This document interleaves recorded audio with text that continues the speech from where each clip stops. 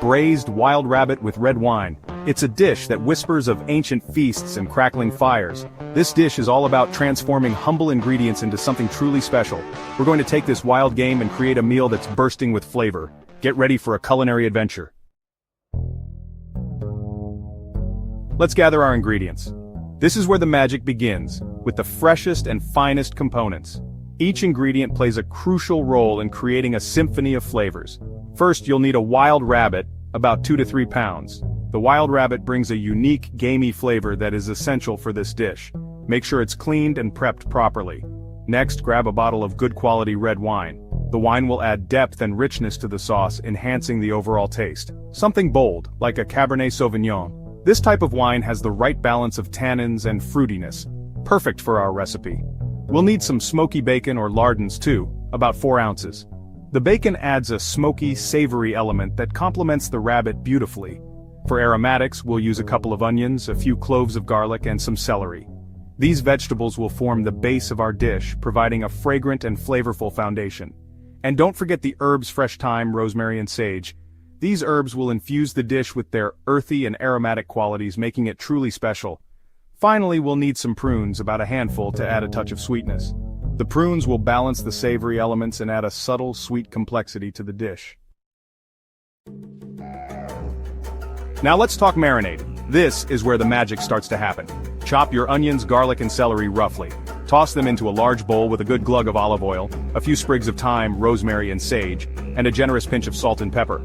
Add your rabbit pieces to the bowl and massage that marinade all over. Cover the bowl and pop it in the fridge for at least 4 hours, or even better, overnight. Section 4. The Dance of Braising.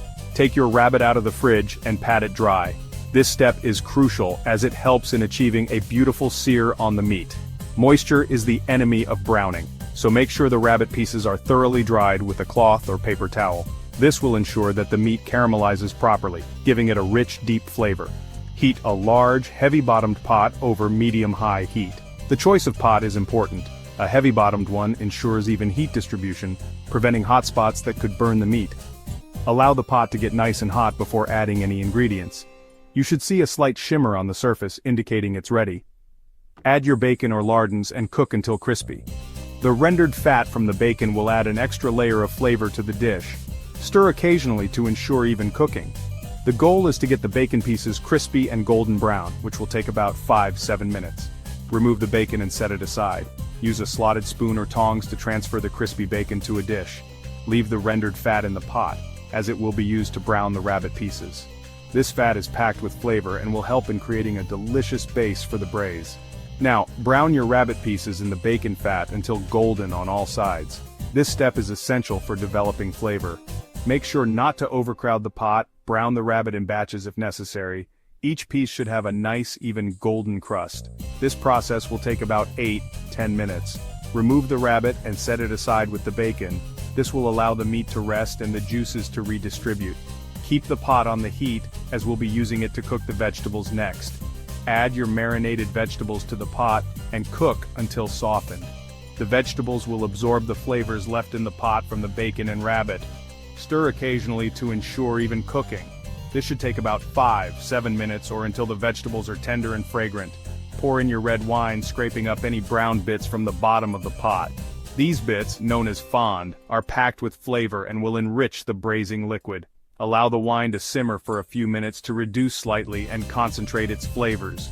Return the rabbit and bacon to the pot. Nestle the pieces into the vegetables and wine, ensuring they are evenly distributed. This will allow all the flavors to meld together beautifully during the braising process. Add enough water to just cover the rabbit. The liquid should come up to the top of the meat but not submerge it completely.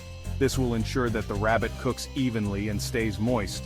Bring the liquid to a simmer, then reduce the heat to low, cover, and let it braise for about 1.5 to 2 hours, or until the rabbit is fall off the bone tender.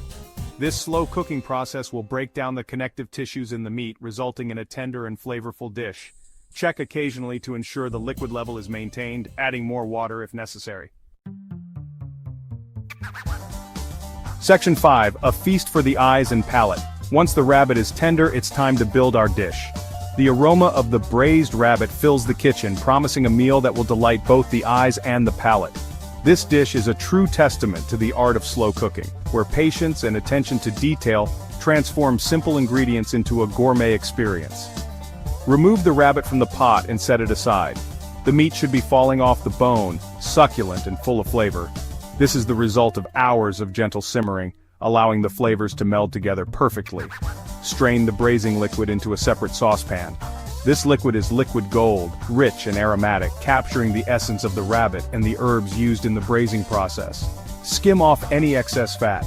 This step ensures that the sauce will be smooth and not overly greasy, allowing the pure flavors to shine through. Bring the liquid to a boil and reduce it until it thickens slightly. This reduction intensifies the flavors, creating a sauce that will coat the rabbit beautifully and add depth to every bite. Taste for seasoning and adjust with salt and pepper. This is your chance to balance the flavors, ensuring that each element of the dish complements the others perfectly. To serve, spoon some creamy mashed potatoes onto each plate. The potatoes provide a comforting base, their smooth texture contrasting beautifully with the tender rabbit. Top with the tender rabbit pieces. Each piece should be moist and flavorful, a testament to the careful cooking process. Pour that luscious sauce over the rabbit and sprinkle with chopped fresh parsley.